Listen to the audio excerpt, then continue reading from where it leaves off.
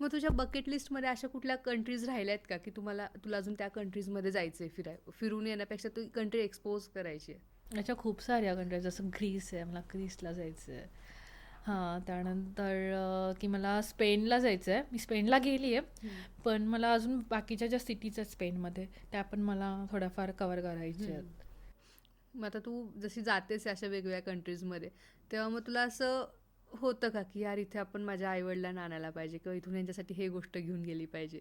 तू जेव्हा त्यांना ते दाखवतेस, की मी एवढ्या डिफरंट डिफरंट कंट्री फिरतीये, हे करते, मग मी तेव्हा घेऊन जाते काही ना काहीतरी प्रत्येक कंट्रीमधून ना, मी काही ना काहीतरी, मी छोटासा कप घेऊन जाते त्या कंट्रीचा, किंवा मॅग्नेट घेऊन जाते मी सोबत. मला म्हणजे कप कलेक्ट करायला खूप आवडतात. तर ओके. माझे मोस्टली माझ्याकडे आहेत, म्हणजे प्रत्येक कंट्रीची ना, छोटे का असेना पण मी कप घेऊन जाते, एक छोटासा कप. आणि नाही तर कप मिळाला तर मॅग्नेट घेऊन जाते मी त्या त्या कंट्रीचं.